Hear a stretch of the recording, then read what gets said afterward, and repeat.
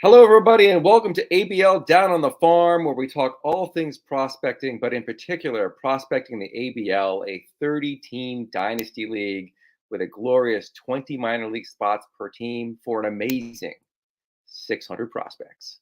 And tonight, I am rejoined by a guest from my MD Major League Dynasty League, or MLD, who's Dylan, who came in second place last year and is always in the top of the league, and was kind enough to rejoin the show. And without further ado, Dylan, welcome back.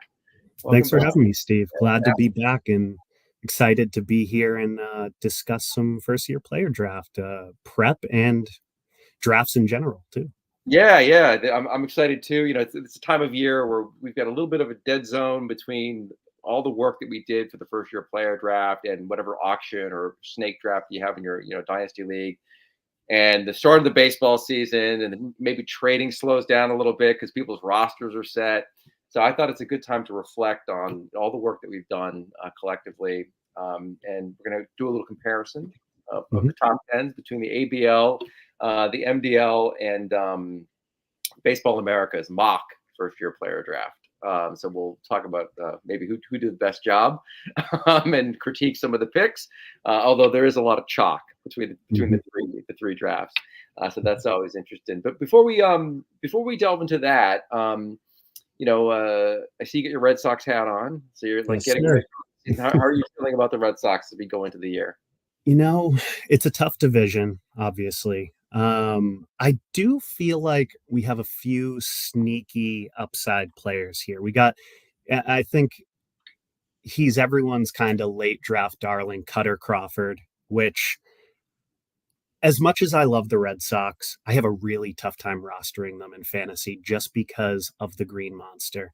It is not a good pitcher's park. And honestly, it made me respect some of the stuff that Pedro Martinez did in the early 2000s, because with the numbers that he put up in that ballpark, it's you could dream on what he would have done at a place like Petco or like, who knows, right? So I'm leading with some blind level of confidence here and hoping that we maybe see some upside from guys that we wouldn't expect, like Willie Abreu. A lot of people expecting big years out of Casas as well, right? Yep. So Bello, we got a laundry list of guys that I think if we see their ceiling, the team is going to look good this year. But it's going to be a lot to compete in the AL East. So we'll see. We'll see how they end up. How are you feeling about your Cardinals there?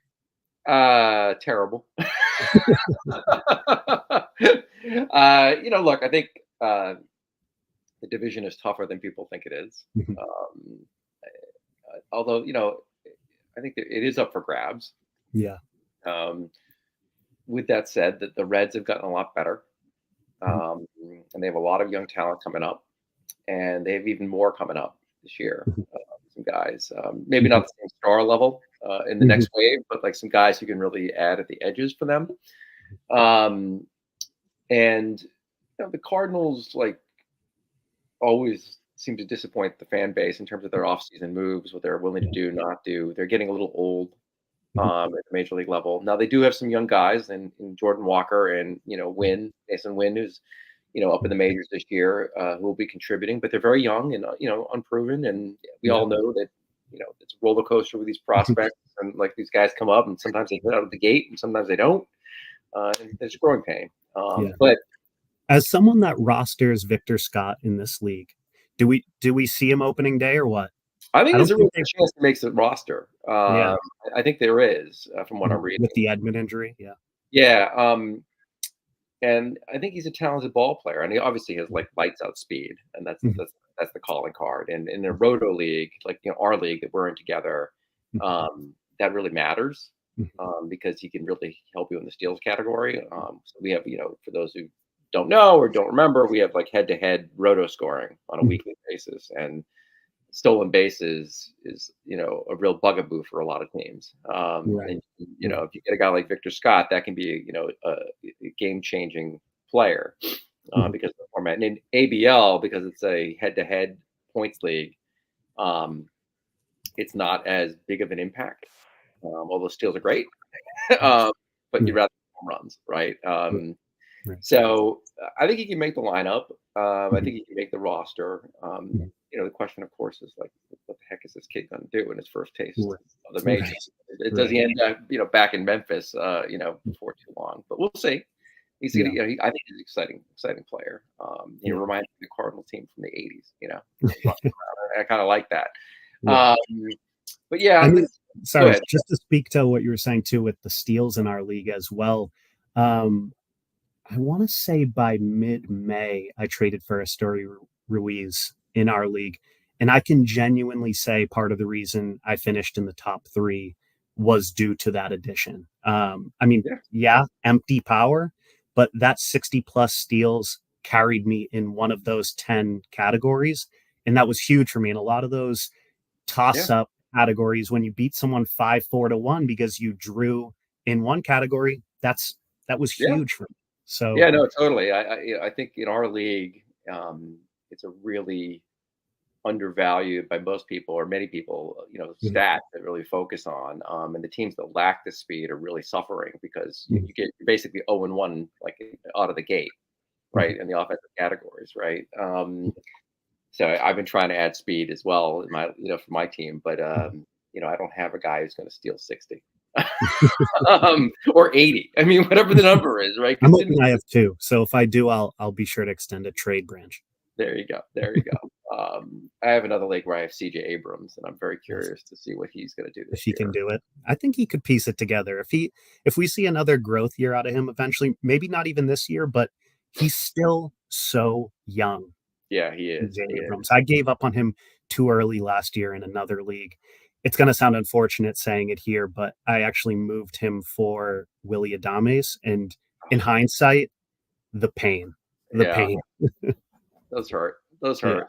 I picked him up. I picked him up off the free agent pool Oh, wow. in league. Somebody cut him, and Mhm, that's he basically there were like little wisps in his mhm. data that he was going to like start hitting better, and like I picked him up just to see what happened, and they took off. like but yeah, I think he could steal 50 bases, 60 bases Yeah. this year. I mean, we'll see. He's got the Um, speed to do it. yeah. So anyway, going back to your question about the Cardinals, like I just the rotation is so old and so injury prone, and like I just don't. I don't know what they're expecting. Yeah.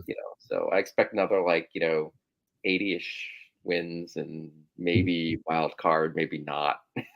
Like then bounced in the first round of the playoffs. Yeah.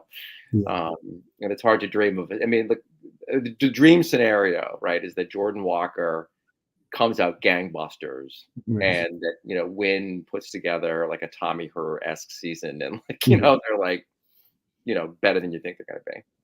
But I'm not holding my breath, man. Yeah.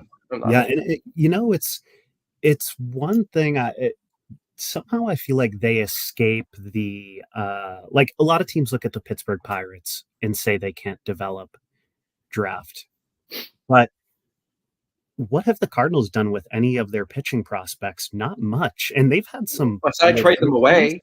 Yeah, right. Right. Like, yeah, they developed Exactly. some good ones and they gave them away. you Right. know, It's I mean, Zach Gallen is like killing me.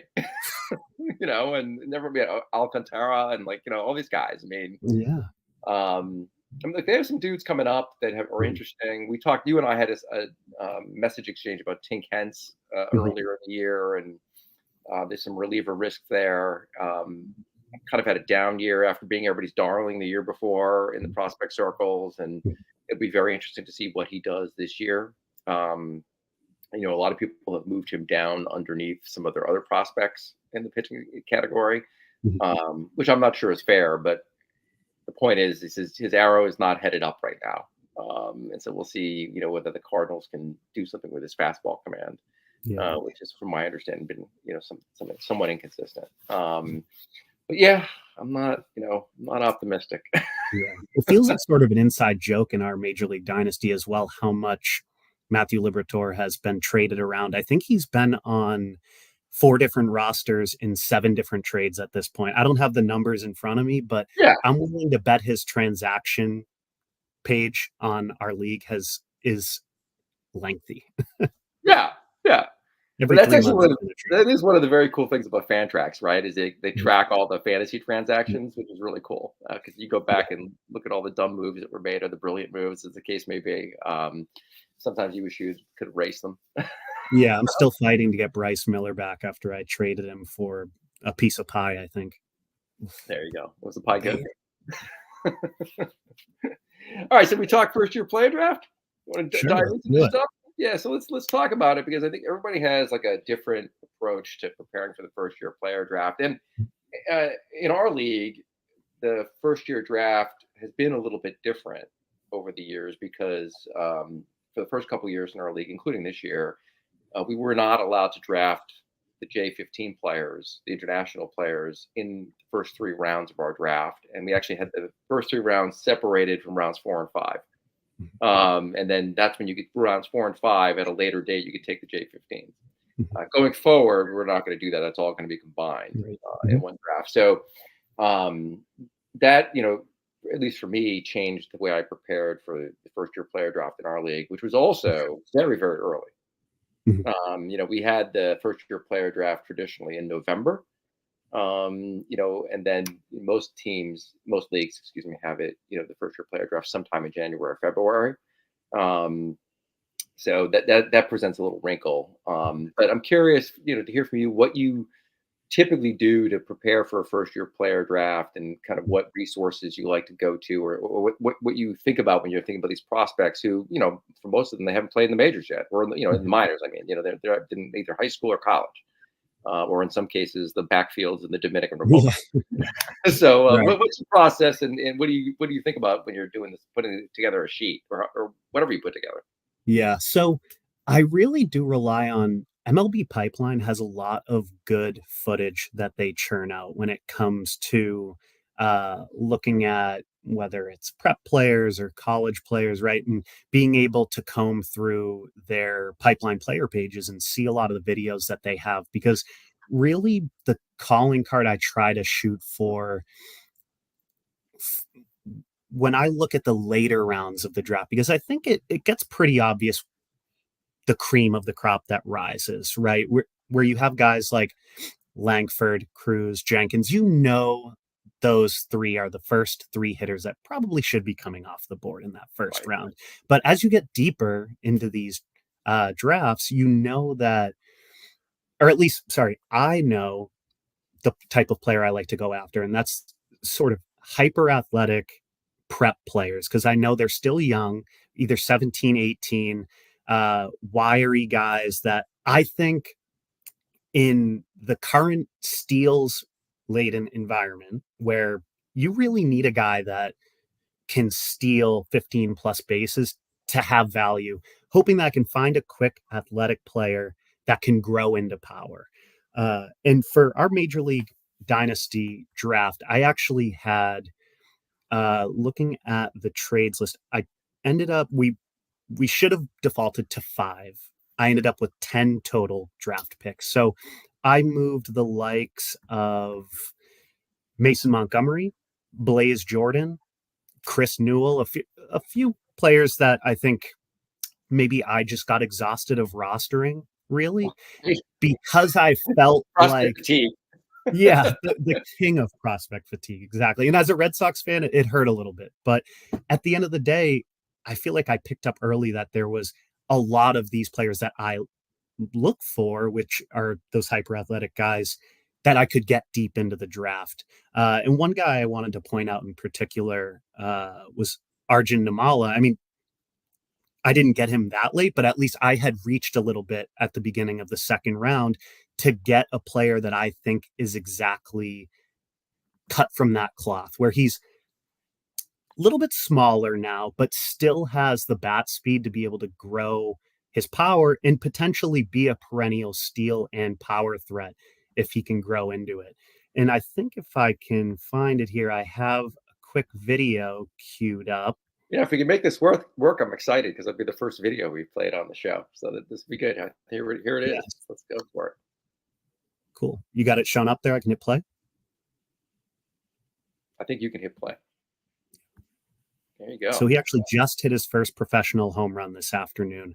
And you could see that ball got out in a hurry. And that was an inside pitch, too. That was a Yeah. real nice swing he put on that. And you can tell this is a young kid that is still growing into his body, right? So I think we haven't seen all of what he has to offer at this point. And hopefully he can grow into some of that power. And uh, there was another guy as well that I wanted to mention, Adrian Santana, that I think is flying much, much more under the radar than Namala is. He was, I think, the end of the first round pick for the Rays, Hmm. a shortstop out of Florida. Just another guy built the exact same way as Arjun Namala. Glove first, shortstop, potentially 75 plus grade speed. But if he can grow into a little power, we're looking at just another player that can contribute in every category. Interesting. So let me pause you there because a couple things I want to react to or Mhm. talk through with you. So going back to the MLB pipeline page, which is a page I consult for the first year player draft as well, although for different reasons, which I can get into. But you were talking about using video off the page, and I've seen their video clips, and I've gone through it mostly in the J15 area, because they're one of the few pages that actually scout grade J15s that early. And so I like to see what their grades are. I rely on that quite a bit actually, and the scouting write-ups as well that go with it. And sometimes I'll supplement that with video to see, mostly what the player's like swing is and like, how quick the bat is to the ball and the launch angle. But what do you use the video for? It's really exactly that. I want to see with my own eyes what the swing looks like, what the sprint speed looks like, and kind of how they move as an athlete, right? Because I think there's a player I'm like quick to jump to that I feel like I avoided in the early rounds of this first year player draft, which may come back to bite me. You never know. He could be a fantastic find for Baltimore, which was Mac Horvath, just a big power bat that I just, in my opinion, I the way that it looks like fantasy baseball strategy is going is that a guy like that cannot pay as much dividends as potentially one of these later wiry type shortstops that it feels like there's a lot of these shortstops coming up that end up being capable of playing all over the field. So teams are more encouraged to grow their skills and get that player out there. We're looking at someone like Jackson Merrill right Yep. now going through exactly that with the Padres. But I exactly that. I like seeing the videos and seeing for myself what the athleticism looks like based on what I feel is an athletic build. Right. All right. That's interesting. So, the other aspect that you're talking about is frame, Mhm. height, and weight. Right. And, Mhm. looking for somebody who's wiry, maybe long limbed, who, has, good athletic speeds. You can't teach speed, right? So it's like the inherent power, excuse me, inherent skill. Um, but you're willing to take on guys who maybe don't have the weight to suggest the power right now. And so, and I understand the thinking behind that approach that you've articulated. So I have a different approach, which is I covet 6'2", 215-pound dudes who can hit the ball a mile. And then if they can run too, then they Mhm. go way up the board, right? Because I do covet speed. I mean, power and speed, but like if I had to choose between a guy who's 6'2", 220, right, versus a guy who's like 6'1", 130 or 140, I'm taking the 220 hitter. Right. Um, and the reason that I approach it that way, and I understand what you're saying, and that so it's not that my way is right and your way is wrong. I'm not saying that at all. I'm just saying what I'm focused on is real ability to drive the ball for extra base hits that I feel like I can bank on. Home runs, doubles, whatever it is. Now they have to have other elements too. They have to be able to make contact. They have to be able to play enough defense that they're actually going to get on the field, right? Um, and the younger guys who are very thin and very low in weight, my experience with them historically, it's not always true, but like my general experience with them is it's very hard for them to put on enough weight to actually become a power hitter. There are always exceptions to the rule. I mean, Jose Altuve is like the classic, anti-frame guy, Mhm. but those guys are pretty few and far between. And I really want to get the power because that is a stat you can bank on as opposed to growing into. And the steals, like, you can usually get enough steals, from some of these power speed dudes. Like, would I rather have 30 home runs and 15 steals Right. versus no home runs and 40 steals? I mean, that's the kind of trade off that I'm doing. So I see both sides of those coins, but it's an interesting difference in our approach of profiling what kind of players we want. Because the guys that you mentioned, Nirmala, for example, he went way down my board because of the frame grade, right? Yeah. He could end up being a terrific ball player. I agree. I Um, think, and just to build on what you're saying a little bit too, it's tough to find some of the guys that you prefer there late because guys that are capable of hitting the ball a mile and then have little speed, they rise up the board quick. There's a reason, and speaking to a trade that trades don't happen a lot of times in between these that period of like spring yep. training and opening day, but I actually just recently made a move for Sebastian Walcott, and I think that is very similar to Walcott's calling card. He's got a 90th percentile EV through the roof, and we Yep. know his speed is more than capable. So there's guys like, in speaking to your first year player draft selection in MLD, Chase Davis, right? There's reasons he's being taken that early. And Yeah. there's also reasons why in some leagues, Adrian Santana isn't being taken at all. So I think what I bank on, and you're right, it's tough for those guys to grow into that power. But I think by rostering six of them, if I can get one to hit, I can Oh, turn sure. over those other five spots and try to get it in right. Because I've in Major League Dynasty, I would say if there was a top three teams of churning through prospects, I'm probably in that top three of just Yeah. trying to get players to land, see what sticks, move what I don't like. Yeah. No, I So I hear think you. that both can work, right? Yeah, they can. And, Mhm. one thing that I think is inherent in what you're saying, and it's an important point, Dylan, is that the acquisition cost matters, right? So, for example, if you can get a player that you like in the fourth round, right, because other people are passing on them, right, and you don't have to expend a second round pick to get the profile you like, there's advantage to that, right? And obviously, being able to get guys off the wire that you like or is lowest acquisition cost you can have, right? That's terrific. Um, and it is certainly true that the power and speed guys end up costing more in terms of upfront acquisition costs. So one of the ways that I hedge that is like I really focus on non-college players. I like prep players, and I like DSL players um, because I think there's a real bias in a lot of drafts on like major league ready players, and so the college guys end up getting pushed up the board. And we'll talk about that a little bit later when we compare these top tens amongst the leagues. Um, and I really would prefer like guys with huge upside and a little bit of risk that comes with that. And you tend to be able to get those guys at a discount in the draft. So it's really I found it to be somewhat of an art of like figuring out where to take them, like because you have to reach a little bit to get them, right? But if because you can wait too long on them, but on the other hand, like you can usually not have to pay a first round draft pick for some of these guys. Right. You know, um, and it's a little tougher in the ABL because we have 30 teams. So and there are a lot of shrewd owners in the league, and so they Yeah. end up drafting these guys. You think you can You wait, have and to get your guys, yeah, and otherwise, look, yeah, you're not you think wrong. you're being clever, and all of a sudden, like some other owners picking your dude, and you're like, oh, if I had taken the round earlier, I would have my guy.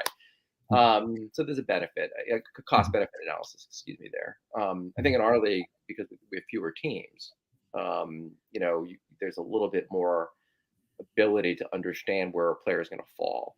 Um, and that's helpful. All right, so we Yes. talked about MLB pipeline. What other sources do you turn to? Like, and how do you think Uh, about preparing for the draft? yeah, really, it's that and Baseball America. I appreciate BA's scouting grades that they're able to put on players. I do feel like they're one of the leaders in the industry of doing that, and I think combining both of those two sources has helped me bar none.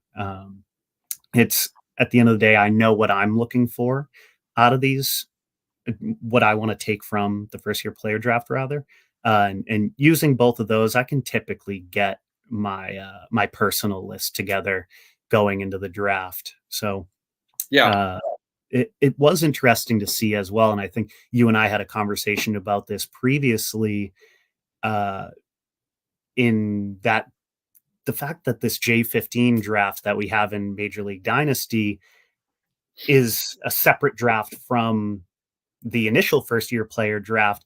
And I think it throws some players for a loop. At least it seems like our opinions are that way, because I went to you asking, how did Paulino Santana fall to 14 to here? I initially did not have a pick in the J15 draft. I was throwing every offer I could out there from the 10th pick on, realizing that he was falling. And I didn't understand that really. Yeah. In my opinion, that's one of those guys that I think could blossom into that power and speed role that has a really sweet swing as well. Yeah, So no, I'm a big. We talked about it at the time. I'm a big Santana fan, yeah, and I ended up only getting him in one of my leagues, but he yeah. was high on my board on all the J15 boards. Who did you end up taking in our Oh, and draft? Do you recall? well, I actually have to go look. You know what? I traded my. I believe I had traded my fourth round pick, which is the first pick in the um, J15 draft.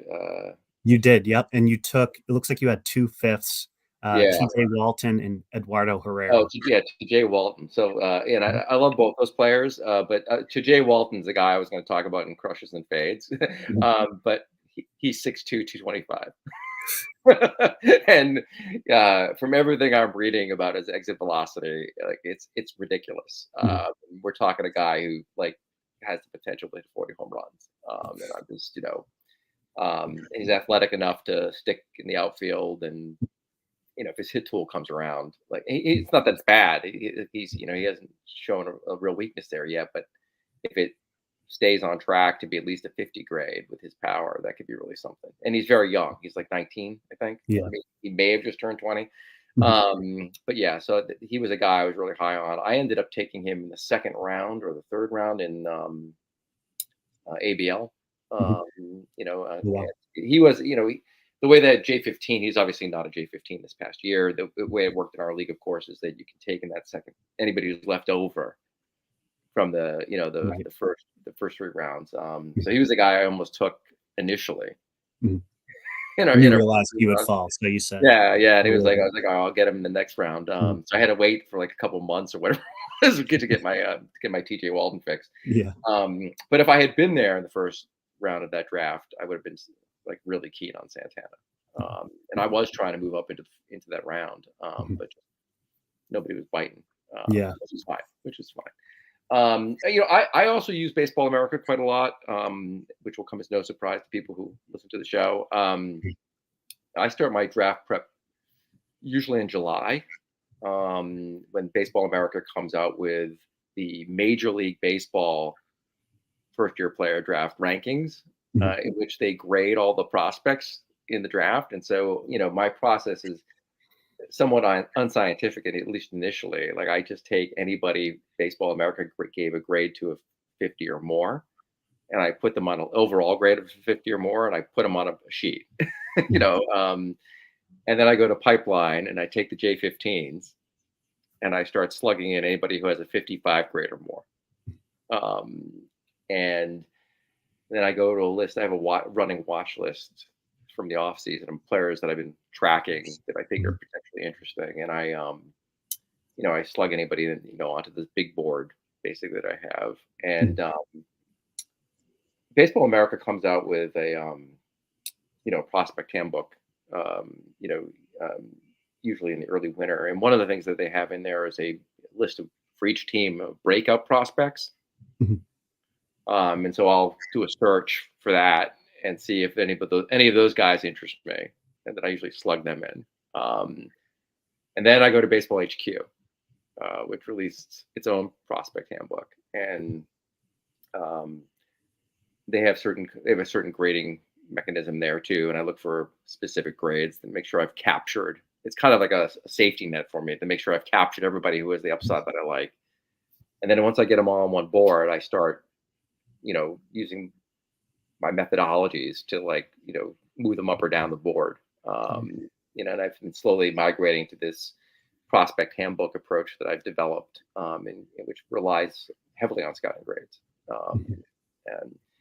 and, and that's what I've been starting to do this year, is like really using that methodology for the grades. And it was interesting to see how it affected my board.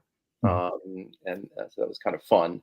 And it definitely made me take chances on players that I might have Yeah. ignored in prior years. So that's been interesting.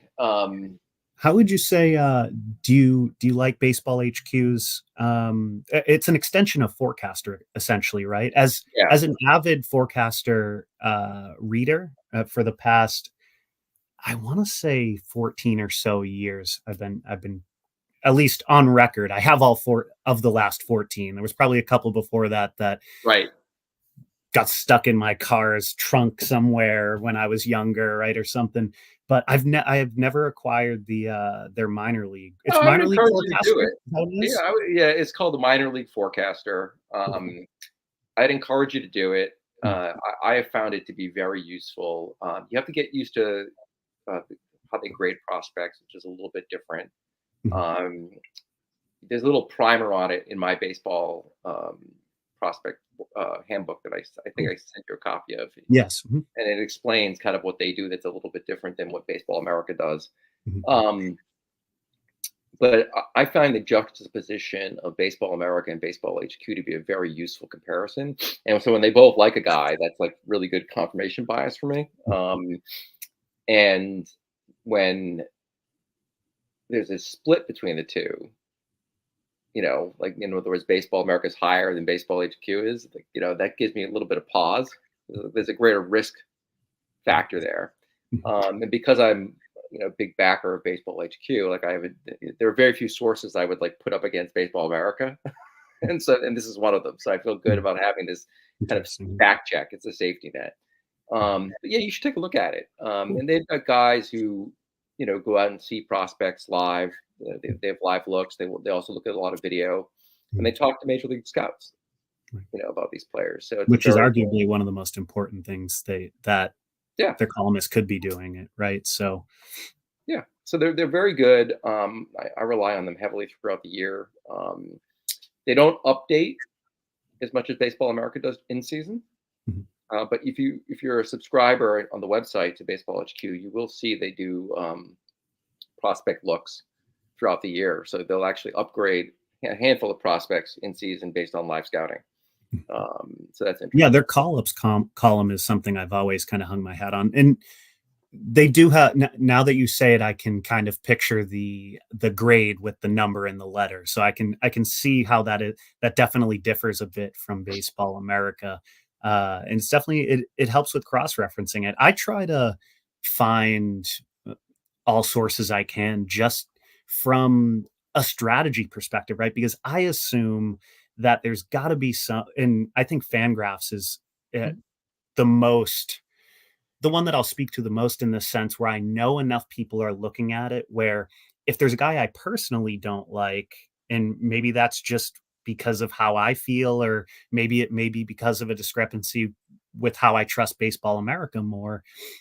If I know Fangraphs is high on him, I know I may be able to find some trade bait somewhere, Right, right? So, right. that is one of the and it's no disrespect to Fangraphs at all. It's just maybe my methodology differs a bit on certain players, and at the end of the day, that's how a market works. That's how Yeah, I can find ways to at least move off of a player that I may not even fit in my lineup. I may like them, but not just have a fit there, right? right, So, right. Well, one of the things you said there, I want to follow up on, which is, in the context of first year player draft, right? Drafting to trade a player. Like, there could be a player that you think is being overhyped, and you have an opportunity to draft him with the intent of just flipping him, right? mhm, Later on.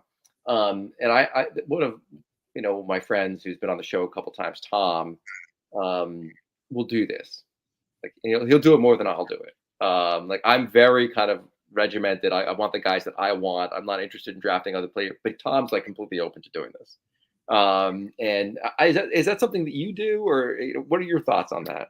you know, I think unintentionally, because I try not to look at the draft as filling my specific needs. And let me speak to it in the sense of a 20-team league I'm in, where it was later in the first year player draft. I want to say it might have been the beginning of the second round, and I pulled the trigger on Kyle Teal. Oh, I also have Ethan Salas. So there was, in my opinion, not much of a fit there that was needed, right, but I felt it was the best player on the board for me. right. And the best player on the board in general at that point. So I think unintentionally I will do that by trying to take the best player possible, really, at whatever point I'm at. Do I let it invade sometimes in the sense of, sure, I maybe had stacked prospect pitching in some sense in this league, and Noble Meyer was sitting right there as well. But in my opinion, I felt Teal was the better fit for me considering what he had done in the past year. Right. Right. So, yeah, in some sense, I think so. But in others, I think I'm just trying to take the best player really available to me. Yeah, I'm really focused on best player available, Mm, and on my board. And I don't take positional need into account in the minors very much at all. mm, But in terms of the first year player draft, it's a little bit different in season when you're making trades and constructing a roster. But going to your point about Ethan Salas, because I have some shares of Salas as well. Great prospect, huge, really bright future potentially. But the other thing I would say is you don't know outcomes, right? And if you start passing on good players because you're banking on that one egg, you mhm. know, well, stuff happens, Right. and off the field stuff can happen. Injuries happen. Sometimes players don't develop the way you think they're going to. And so, you can make mistakes by not taking the best player available, in my opinion. Mm, And whatever methodology you're using, if you believe in it, you should stick to it. That's kind of right. my view, right? Mm, Um, how much Cause you mentioned performance, right?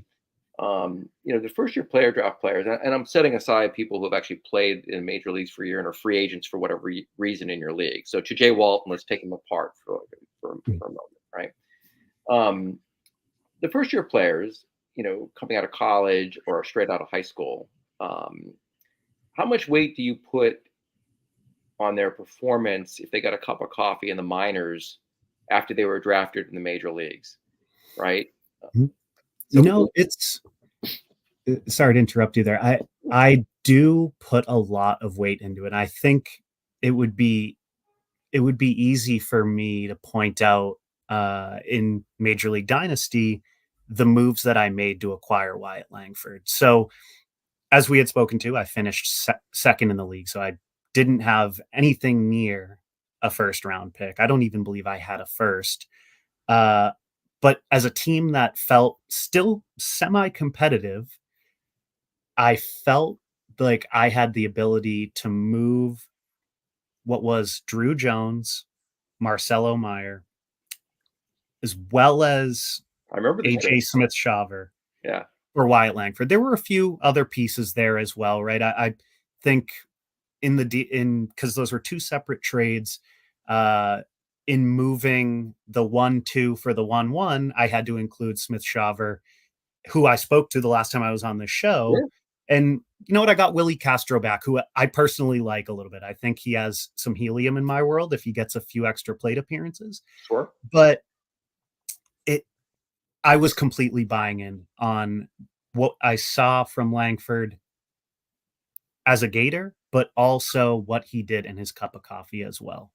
Yeah. And I think as we get into this a little more and we find that Kyle Teal was taken in the top 10 in ABL, I would argue that manager probably thought a little bit of that as well because he had a great minor league cup of coffee there, right? Yeah. I Yeah. mean, there's no other way to paint it. He had a 167 WRC plus between high A and double A. I mean, that's decent. He's still a college player, right? So Yeah. a little bit older, but that mixed with what I believe was a sub 2 pop time. I don't know if that was like spot on timing, but at the same time, if it's 1.9 as an actual pop time, that is a major league pop time, right? Yeah, So I think there's a few things there that could lead to him moving up the board for some people just based on that, right? got it. That's interesting. That's Yeah. interesting. Like What do Langford. you think about that? So I actually put almost no emphasis on it. Okay. So it's completely the opposite approach. Mhm,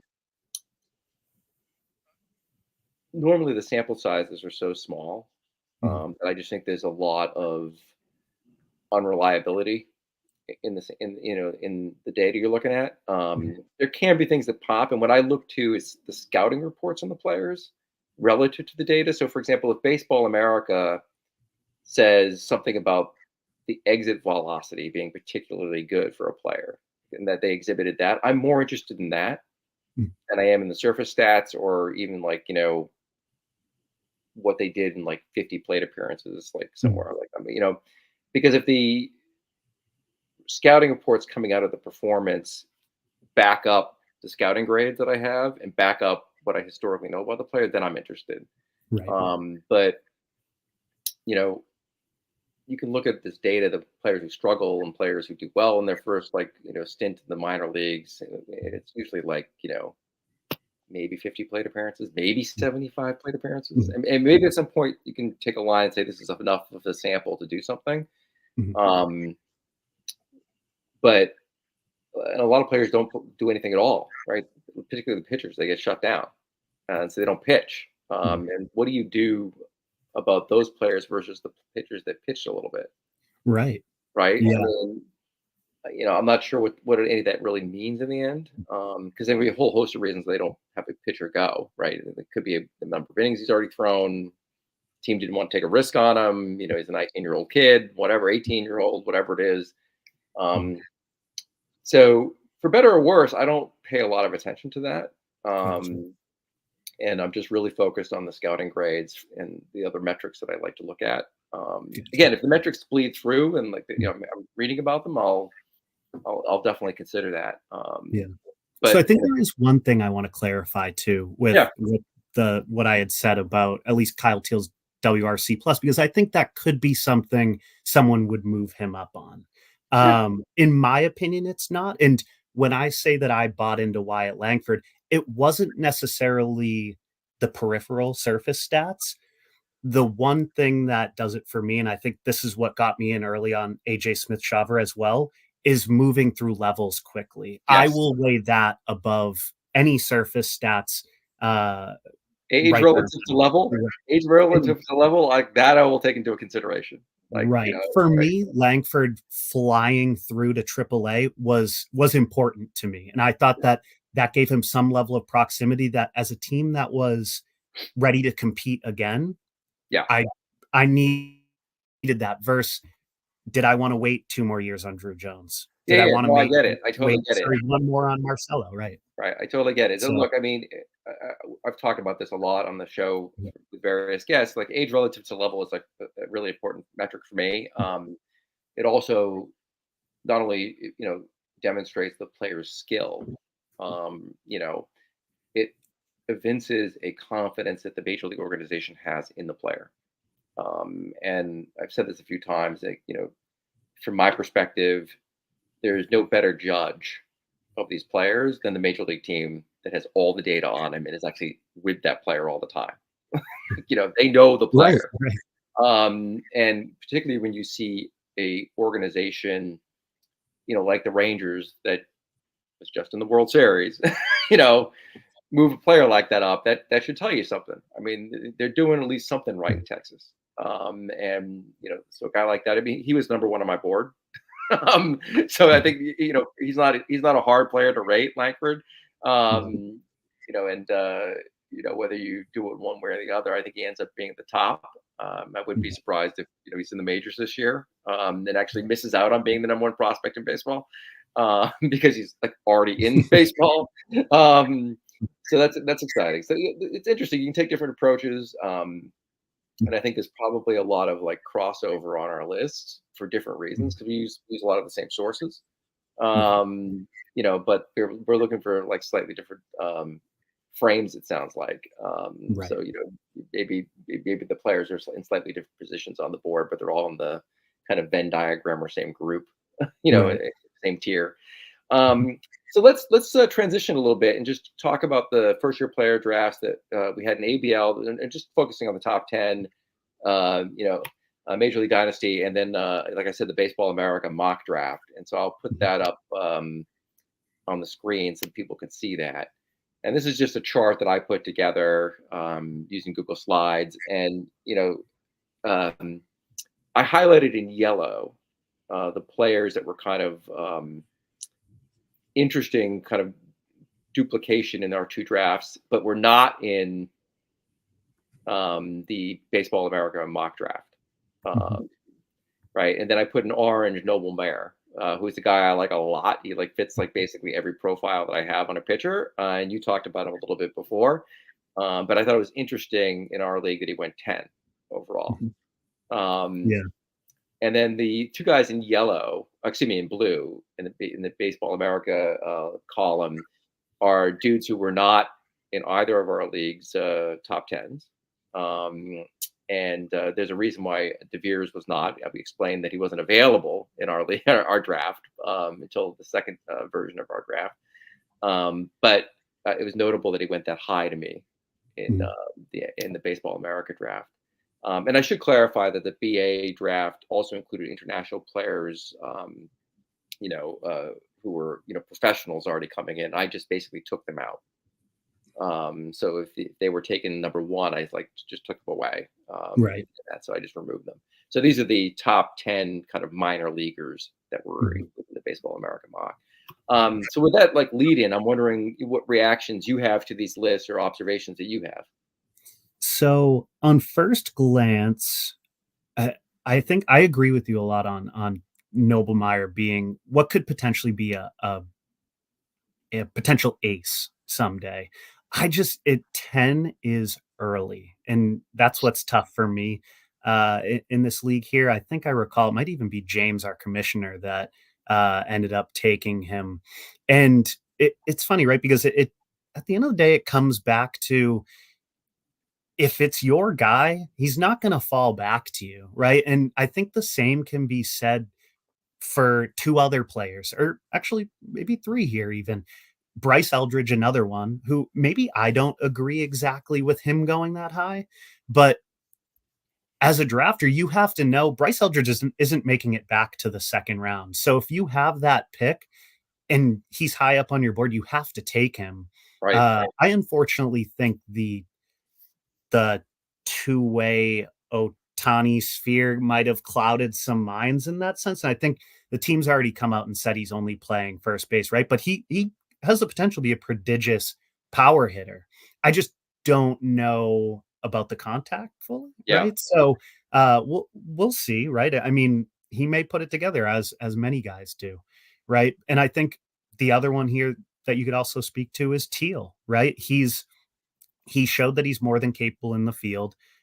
You and I spoke prior to talking about how the last time I was on the show speaking to Brooks Lee of last year's draft being, you know, a baseball guy. That guy goes out there and he is a gamer and he's a full on baseball player, right? Kyle Teal feels to me cut from that same cloth where, you know what? If you're in this draft and there's 20 teams, Teal, he may make it back to you, but odds are he's probably not at the end of the second round, right? Just because of what he did in his cup of coffee and his age to level. I mean, he moved up to double A Yeah. at this point, right? So it's a real chance that if Connor Wong went down, we could see him. I mean, I'm not saying it's going to happen, but you just never know. It's not like the Red Sox have the catcher depth to be leaning on without him, right? Right. So he's shown that he's more than capable as a catcher. And oftentimes, I think as a fantasy community, people aren't quick to buy into catchers because of that. I think, right? Because it's a tough position to own, right? Yep.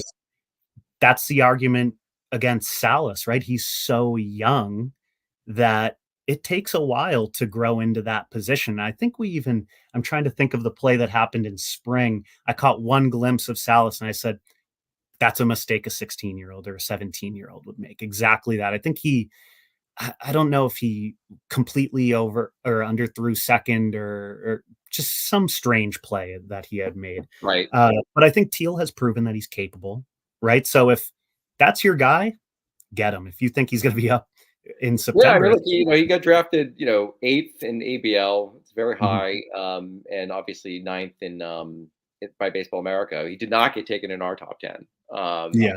For whatever reason. The name on here that jumps up to me is Waldrep, for Mhm. two reasons. One, in our league, him going ahead of Noble Mayer to me is like striking. Um, Yeah. and two, going in the top 10 at all. So I only had two pitchers with a top 10 grade on them. One was Mayer, and the other one's obviously Skeens. Um, and I was hesitant to take Mayer in the top 10. I didn't have a top 10 pick in either of these leagues. Um, but if he had been there at 10, I would have strongly considered taking him there. But Waldrop, like, he scares me. I don't know how you feel about him.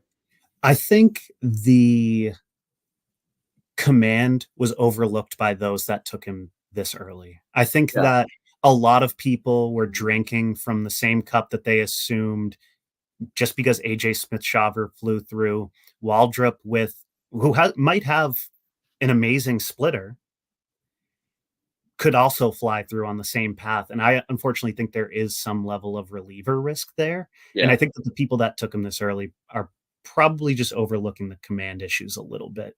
Compared with Meyer, I completely agree with you that those two probably should have been flip-flopped there. Right. I mean, the reliever risk, I think you hit the nail on the head, and it stems from the command problems. Mhm. That if you're going to invest a pick like that in a pitcher who has command, like, you're taking a big risk, right? Because he could end up, first of all, never reaching the majors because of the command. I mean, all these guys cannot reach the majors, obviously, but like, the command is a serious issue. You can't find the plate, Mhm. you know. Um, and a lot of these guys who have like one great pitch and a very good secondary pitch, they end up as closers or like setup men, and that can have value in real baseball, but in fantasy baseball, Mhm. it's pretty de minimis. Yeah. And they're very fungible. So yeah, that was striking to me, and he's noticeably absent from the Baseball America Mhm. list. And if you read the Baseball America grades, as I could tell you have, like, you can read about his command, and that's like one Yes. of the things that really stands out about him. Mhm. Um, Another thing that caught my eye on these, on the Baseball America list is, Colt Emerson, Eldridge, and Matt Shaw all being there. Mhm. And the reason I flagged that, there's overlap in our league. Matt Shaw was drafted very high, in both of our leagues. Um, those are guys that kind of really shot up the board based on their performance in the minor leagues. Yeah. After they were drafted by the major leagues. And one of the reasons I have pause about that is, you know, as I said before, they are small sample sizes, and these players were not drafted that high by major league teams. Mhm. Like, these guys were not top 10 picks, for most of these players, right? And like, Mhm. there's presumably a reason for that. Mhm. And I'm just always a little bit of, a skeptic when it comes to like just over indexing on the performance. So I do worry about those players having that risk. And Emerson's a guy who I don't like his power profile. And I just question whether you want to take a guy that high, who maybe is not going to hit a ton of home runs. But Right. he's a great, hit tool. So great. Mhm. Maybe he'll be terrific. And we talked a little bit about before on the show, like taking the safe player versus taking, some upside risk. Um, and Mhm. while I don't generally like to invest early in first baseman, Eldridge seems like a more upside guy to me than a guy like Colt Emerson. So I'm just wondering, like, whether I'd Right. rather have him than Emerson. I don't know what your views on that kind of stuff is. Yeah, I think Emerson got a ton of helium, I think, right before drafts. And even we had an early one, and it's a lot considering he went this high because I'd assume he would go even higher if a first year player draft would be held right now. And a lot of it, I think, is because of that surface stats. And it was at low A, I think, mostly as well, right? So unfortunately, I do think a lot of people were weighing those stats pretty heavy. I, Shaw, on the other hand, if I was to go by my same methodology, he did touch a few more levels than Yep. Emerson. So if I was to weigh the two just based off of that, I would probably take Shaw before. And I haven't seen much of Shaw in spring training, truthfully, but those that were saying he might be up for opening day, I think is a bit of a stretch. I feel like I was seeing a little bit of that floating around Yeah. uh, X, but uh, at the end of the day, I think I would probably take Shaw before Emerson there. But the argument of Shaw versus Clark is a legit argument, because are you going for proximity or upside, Yeah. right? In my opinion, Clark has the upside there, but Shaw's 22 already, right? Yeah, And yeah, and the college players, present that, proximity, value if that's what you covet. Mhm, But I'm glad you brought up that distinction because Clark is a guy that for me I would definitely take ahead. mhm, And really like his profile. Love the speed there in our league. I think that's a great pick. The MLD league because of the stolen base category that we talked about earlier. But you are going to have to wait. He's mhm, 19, right? And I don't mind in the the top 10, taking that upside rather than proximity. Particularly if I think the ceiling is just less. mhm. Now maybe Shaw's gonna be a rock star. I don't know, but Yeah. I just don't see personally. I don't see the ceiling there being as Mhm, high. So for mhm. me, I would gravitate towards a guy like Clark. Another guy who's interesting is Paul Skeens. I was Uh, curious where you stood on that. I was going to ask you exactly that. If you had that third pick, are you going Skeens there? I'd probably go Jenkins. I would go Um, Jenkins as well. I think yeah, I've bought in too much to Jenkins at this point. Just mentally, not even in any of my leagues. I've only had that one in this league and had some later picks in others, but I visualized if I did have that, I would yeah. probably have Jenkins as well there. Yeah, I had Skeens 4 on my board, after those 3 hitters, in that order, Langford, Cruz, and Jenkins, and then Skeens. Those are the top 4 I had on my board. Yeah. But, I had no picks that high this year. Mhm. So I have 0 shares. But it is interesting, the Skeens debate about how high you should go, Mhm. because he is like a dynamite pitcher, and he's very close to the majors. I Mhm. mean, he's got a lot of the variables that you wanna have.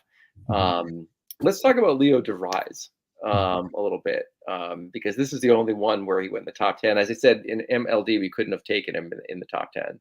Mhm. Um, but he went much later in ABL, Mhm. and it was interesting to see him this high in Baseball America. And another league that I'm in that's not featured here, League of Roto Junkies, I had the 12th pick, and that's where I took him. Mhm. So very close to this, and it's a player I like a lot. What's your view of him? So my initial thought on seeing him this high on BA's mock draft list was assuming it was a combination of skill, signing bonus, and organization. I think Yep. the Padres have proven that they're willing to move players through the system with speed, Hmm. right? And in my opinion, that as I had spoken to earlier, with moving through levels quickly, if an organization shows they're willing to do that, Yep. I that would move a guy like that up my board. Now, I didn't do as much of a deep dive as most probably would have, as I knew. I mean, initially, I didn't even think I was going to have a pick in this J15 draft until I traded to get Paulino Santana, but just the Padres taking him there Yeah. would push me in that spot to move him up a little bit here and there. How much like you mentioned signing bonus? I'm curious for you. Like, is that something you look at in terms of like targeting a guy or looking at maybe paying more attention to a guy because he gets a high signing bonus? I think for the J15 guys a little bit, at least it's a jumping off point Hmm. for them, and I think a lot of people would speak to that as well. Pipeline basically starts their list that way, Yeah. right? So you kind of have to, and I like that pipeline does because at least then I can find players that I feel fit my roster throughout that, right? Like, so I think it's a jumping off point, but outside of that, you kind of have to do your own due diligence, and it kind of shows that a team is willing to make a commitment to the guy too. And if it's a team that's willing to move people up, Yeah. that would weigh a little bit in my book No, for I, sure. I actually have the exact same mentality to it. I mean, I look at it as an investment by the team in a player, and it shows a level of conviction that catches my attention, Right. and that is particularly so if I respect the organization and their ability to identify talent, which the Padres have certainly done. Now they often make dumb trades and trade them away, in my opinion, but like they definitely have like picked a lot of really good prospects over the years. Mhm. Um, we talked about C.J. Abrams, like at some point, and he's now in Washington doing well, a Yeah. former prospect of the Padres, Mhm. along with many others that they trade, including James Wood, who's like a very Yeah. popular prospect. So when I saw that San Diego gave him a huge bonus. And you're correct. That another nice attribute of the Padres system is they move players quickly. Mm. And so we'll see what happens when there was some talk, and this is what caught my attention about him. There was some talk about him skipping the DSL Mm. and going straight to rookie ball in the States. Interesting. And that is what happened with Ethan Salas last year. Mhm. And if they're willing to be aggressive with him like that, I think that's a really nice tell. Mm. And I think the trouble is you're never going to get him like after that happens. He becomes like Right. Ethan Salas, and it becomes incredibly hard to trade for him, right? Um, so when he was available at 12 in my other league, I was like faced with this choice of upside. Do I take a guy like I really think is going to be like potential superstar and could be like a top 5 player versus taking a guy who may be safe and college hitter or pitcher, right? At that point. And I ended up, going with Mhm. him and taking him instead. If I remember correctly, I passed, and I did. I passed on Noble Mare at that point. Wow. Hmm. So I actually jumped DeVries above Mare on my board to take him at that point, Wow. because I wanted the hitter. Um, Yeah. so, which brings me up to one last point before we go to crushes and fades. Like, how strict are you about your board in the draft? We didn't talk about that. Um, it in some senses, I do try to stick to getting the guys that I want. And you're right, it's tough if you assume a certain player is only gonna say if I think Kyle Teal isn't gonna fall to me at 21 and he does, I felt like I had some like it was too big of a value for me not to at that point, I thought. Right, So, I think I do try to stick to my board a bit when I feel it's a guy I have conviction for, but if it gets to a point where the value is out of hand, then I right. think I have no choice to take the better player I there, get it. really. I get it. I get it. So good. So let's talk about crushes and fades, which is like always one of my favorite things on this show. What prospects are exciting you, or that you're maybe higher on consensus, or guys that you're lower on consensus? Yeah. So I just wanted to let me bring up my team here. So I think I spoke to one lightly, Sebastian Walcott being one that I just traded for, who Mhm. I think I had tried to make a push for during the last season to trade for, and he kind of felt like he was trending towards that unacquirable status for Yep. some. But uh, unfortunately, I had some outfield depth that I could needed to get rid of for major leaguers and was capable of acquiring him. So that's one guy I'm really looking forward to making another leap into hopefully that like stratosphere of the top 10 to the point where uh, we could see him do some serious damage. But I know he doesn't come without his warts either, right? Right. He's got to cut down on the strikeouts there, really. So he's one guy I'm really looking forward to. Some guys with some more proximity that I would love to see this year. Uh, Another guy we also spoke to, Victor Scott, early on the show. Really hoping to see him make a difference. And I kind of can't stand the fact that he's being compared to Esteury Ruiz, but how it's hard not to when he's so capable of with the speed, right? Yeah. Um, You but know I what? do Just think compare to the Vince Coleman. contact rate's a little better. Just compare to Vince Coleman. You'll be happier. Yeah, that's a much better comparison, right? Yeah. And then I have one pitcher as well, and I think a lot of people he's gained a lot of helium over the last year. It's Robbie Snelling, and it's really come from some of the actual looks at the footage of him and him just really being a guy that goes out there and he's a gamer. Like it's clear that he's on that mound and wants to win. And I think that visual test to me is passed very quickly. And I was able to acquire him as like an add-on piece in a deal. And I'm looking forward to seeing him eventually. I don't think he'll be up this year, but I guess one of those things you just never know.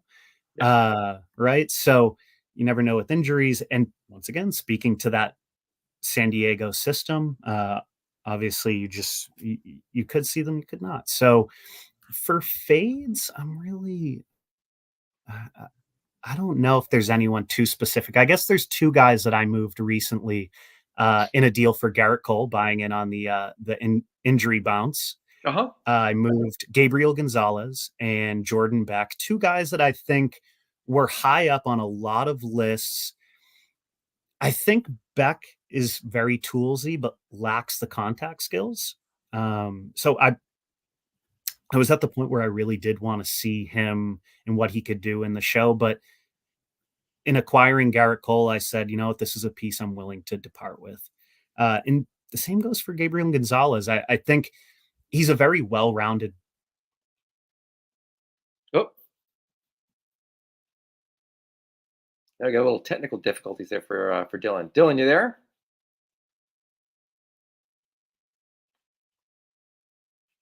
Oh no. Well, hopefully Dylan can reconnect. Lost his mojo there. I'll just throw in some crushes and fades while Dylan's trying to reconnect. Hopefully he's able to do that.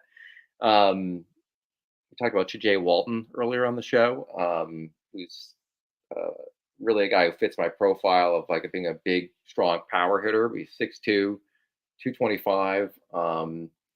And then the other thing that was really impressive about him to me, and I ended up getting him in all my dynasty leagues, was that he had like raving reviews about his exit velocity, and uh, also just his like a power hitting approach, his ability to drive the ball to all fields, his uppercut swing, um, and he also had like a 308 isolated power at the rookie ball level last year as an 18-year-old. 692 slugging percentage, a weighted RC plus of 211. I mean, these are really impressive power numbers. Got some warts, 35% strikeout rate, but really just 17 plate appearances overall. So a very small sample size, but it was really kind of the incredible exit velocity reviews that I saw in Baseball America that turned me on to him, along with his frame. So I'm very excited to see what he'll do this year in first full season of pro ball. Um, and so he's one of my crushes right now. And another guy that I'm like fascinated is by Jerson Alejandro, a very tall Yankees pitcher who I like quite a bit. And Dylan says his laptop is dying. Um, so he'll be back on the show hopefully in a minute.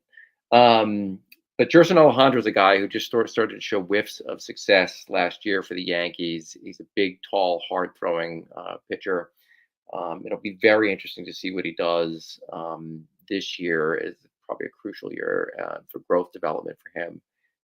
But the Yankees, as I talked about a couple episodes ago with Evan, have a lot of very exciting big pitchers coming up in their system, all of whom throw really hard. So we'll see, what comes out of that. But I'm looking forward to see what does happen. And Dylan's now texting me again that he's having desktop problems. So those are two guys that I have crushes on. And fades. Like I think it's a little early for me to have a true fade at this point in the season. I just reiterate that, like there are some guys who have been draft darlings who I've just not fully bought into. And, Matt Shaw is one guy I'm very skeptical about. Had a sensational year last year. But I really kind of want to see a full season with him and see what he does, and to see whether it's a mirage or not. Because I am skeptical about him not being drafted higher if he's really such a stud. But we'll see. I could be proven incorrect. So it does look like Dylan's not going to be able to make it back on. So with that, I will wrap up the show. I hope it was enjoyable for you to watch. And I'll be back in a couple weeks with another exciting guest. Looking forward to that. And in the interim, just remind all the viewers to ABP, always be prospecting. Have a good night.